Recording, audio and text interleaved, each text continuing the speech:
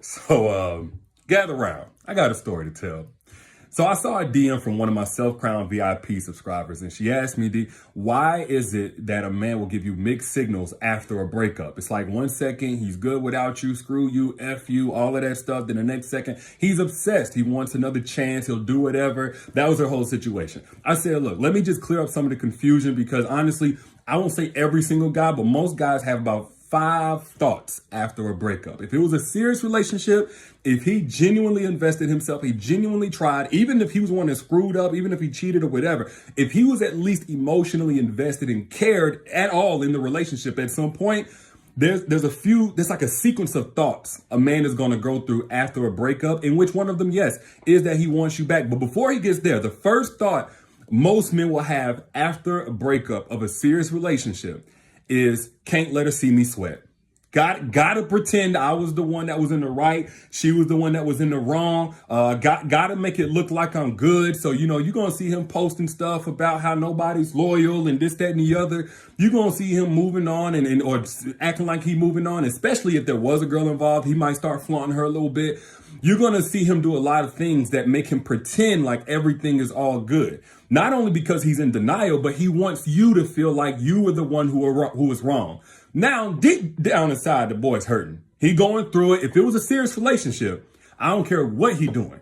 Oh, it hurts. And it might take it a day or two to kick in. It's kind of like soreness after a serious workout. It take a day or two to really kick in, but it's going to kick in. And then the second thought is, I wonder if she's hurting too.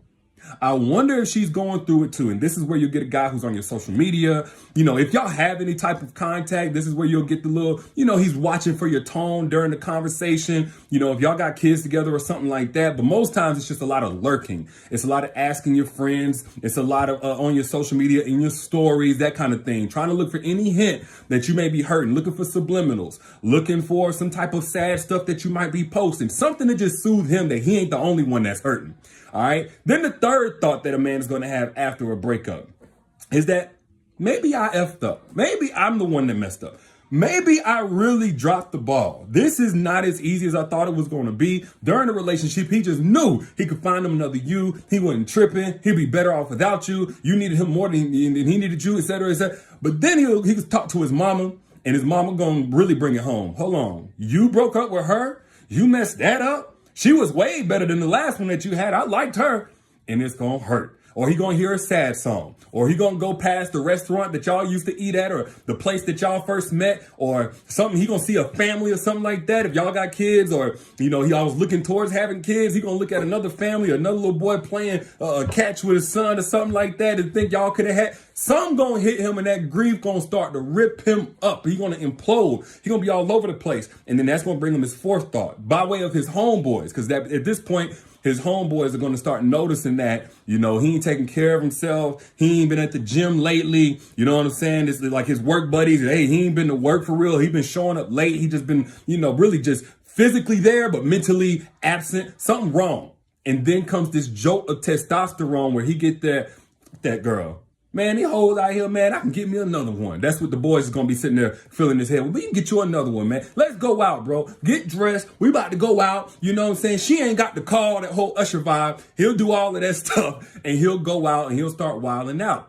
Okay, now he's like, I got to get her off my mind. That's his thought here in this whole phase. I got to get her off my mind. I got to distract myself until she's out of my system.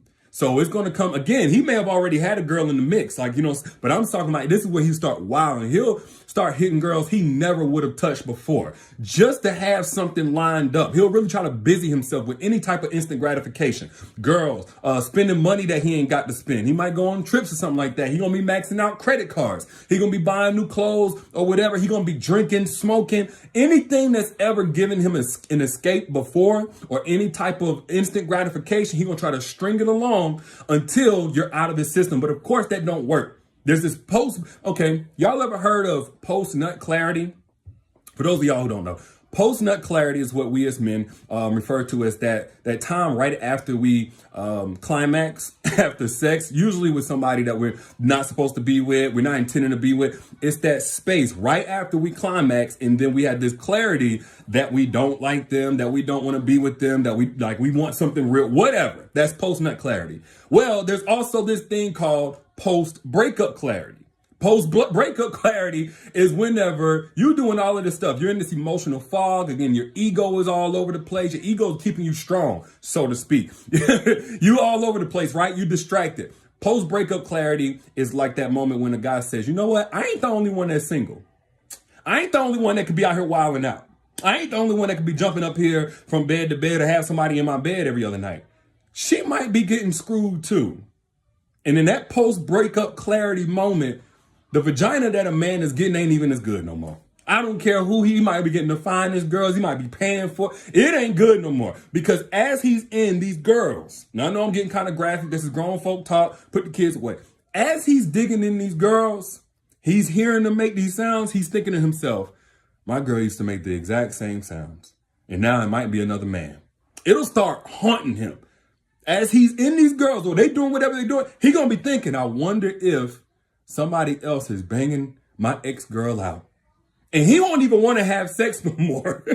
I know this sounds crazy, but ask any man that you know. If he's willing to be real with you, yeah, it gets to this point. All right, so now this thought is, I wonder if she's screwing somebody else. So back on social media, back with the fake Instagrams, fake Twitters, fake Facebook pages. Now he's not only going to stalk your page.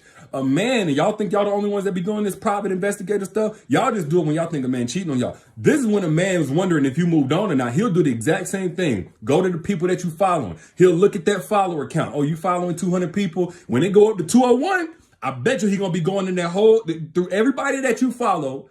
And he gonna look through their page, especially the men, and he gonna look in them likes and see if your name anywhere in there. Look all through the comments, all of that stuff. Look way back, look in your friends' Instagram stories, seeing if he sees any hint of you maybe being with another man. And don't let him see that hairy arm with the Rolex or something like that. Don't let him see that at the dinner table and it's some little bitty food from a 5-star restaurant. He know you ain't taking yourself out no 5-star restaurant. At least that's going through his mind. Somebody trying to impress you. So at this point, the ego ain't serving him no more. The ego can't protect the man from post-breakup clarity. Oh, it hurts. It hurts. It hurt worse than the grief that he was experiencing when he first said, maybe I messed up. The ego was still keeping them together then, like, no, man, you ain't messed up. Or just, cry inside. Don't let nobody see it. At this point, the ego says, like, it's out the door. He getting rid of it. Now his thought is, how do I get my girl back? How do I get her back? I don't care if somebody is all up in her. I don't care what man, I got to get her back. I don't like this. This ain't for me. These streets ain't for me. Being alone ain't for me. I messed up. I'll come on bended knee. And this is where, actually, it's why I think the young lady was at. My Self-Crown VIP mentee, I think she was at this place where the man had done all these different things, try to replace her, try to do this, that, and the other, distract himself, and they come knocking back. This is when you start getting the hey stranger text. This is whenever you get the, hey, we ain't got to hate each other, right? We ain't got to hate each other. Let's be adults about this. Y'all ever put I down in the chat if you ever got somebody to try to make it a measurement of your maturity, whether or not you was going to open that door for them to ease back in over time all over again by way of a friendship. Put I down in the chat, man. Let's be mature about it. We ain't got to hate. We ain't got to be enemies. I mean, dang, you know what I'm saying? We spent a year together. We spent 3 years together. I can, check on you. I can make sure you good. I'm just letting you know I'm here. We ain't got to be nothing. I'm just letting you know. That's just him knocking on the door. He just tapping on it lightly. Yeah, that's all he doing. That's the modern day version of him throwing rocks at your window. Just hoping at some point you're gonna open up and try all over again. Maybe you grieving again. Maybe the dudes that you dealing with, they ain't cutting it out. Whatever. He gonna try to get you back. Now, why does a man go through all of this? Because quiet is kept. Men are worse at closure than women. We know women to be so emotional, but I've seen women fare a lot better with their emotions, even though I do believe you guys are more emotionally inclined. And more specifically, I actually think you guys are more spiritually inclined than you are emotionally inclined. But, we ain't going to get on that today. But I think your intuition, all of that is just like when God made us, it was like 1.0. He made y'all, it was 2.0. But that's a different conversation. I've seen women fare much better with emotional difficulty than men. I've seen women, single moms, holding it together, fighting all kind of anxiety, depression, frustration, etc., but somehow hold it down. I've seen more women fare better in these breakups and they hold it. Man, one of two things will happen with most men. when it comes to closure, instead of them getting closure, if they haven't evolved to that point. Either their whole identity will change based on that breakup that they never got closure over. So then you see guys who are out here hoeing and doing their thing, promiscuous, and that ain't really who they are. They're really lovers. They really want love. And that's why some of y'all come across these guys who are going crazy, sexually, but honestly, they're just big old teddy bears. Or the second thing that will happen is, instead of closure, a guy will just be emotionally unavailable to every woman.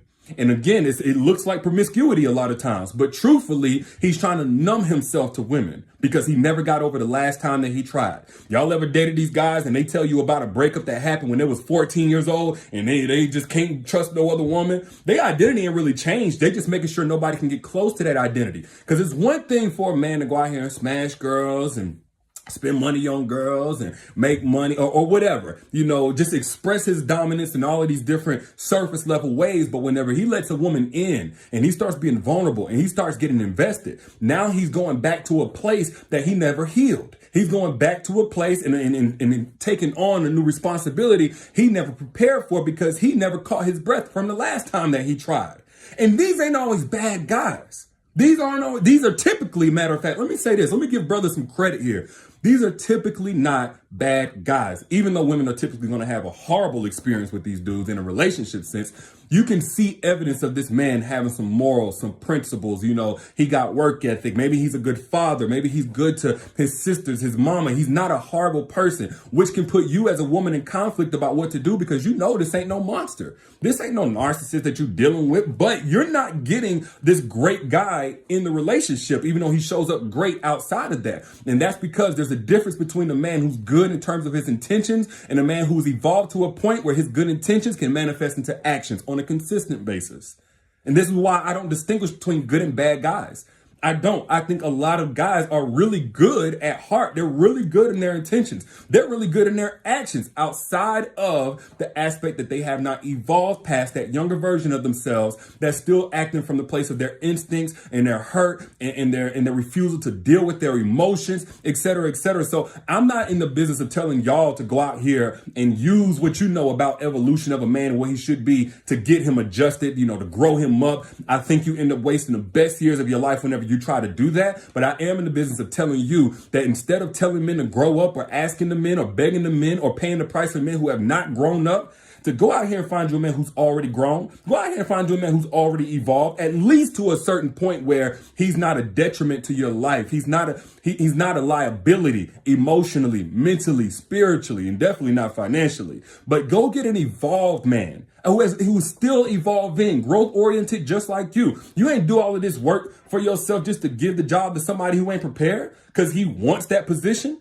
There's people out here who want to be a CEO, but they don't have the training. They don't have the qualifications. They ain't got the resume. They ain't got the education. They just want it. And when you're dealing with a good guy, he may want a relationship with you. He may want you, but he may not be qualified for the job. However, an evolved man, you can see, as a matter of fact, if you don't know what an evolved man is, or you feel like you're not coming across men who you identify as evolved, click the link that's pinned right here. Click that link that's pinned in that comment. Get access to secrets to making evolved men crave you. I detail how to identify an evolved man, how to attract an evolved man, how to attract multiple evolved men, where to go to attract them so that you can choose the right one for you. And I did it for free.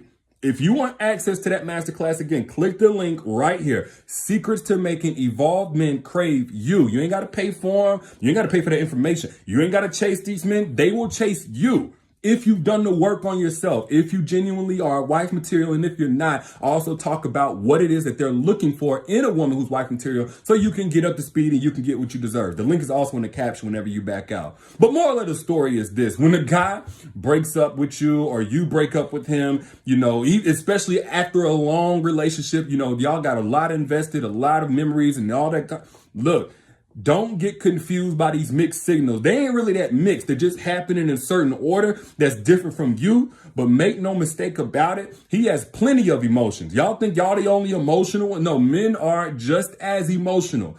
It's just the ego will try to filter it through as, first off, that they all good. Secondly, that they've already moved on and they're good without you. And then thirdly, that they just want to be friends.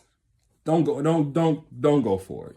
don't go for it. Anyway, if you got something out of this, if you learned something, if anything resonated with you from this chat, share it right now for somebody else on your timeline so that they can be blessed the same way that you got blessed by this chat. And if you are in the market for an evolved man, click the link right here. It's pinned right here. This comment, click that link. Get access to this free masterclass over an hour where I drop gems on how you can attract an evolved man for you and start seeing results in the first 24 hours. Again, the link is right here and it's free. Link is also in the caption. I'll let y'all be good.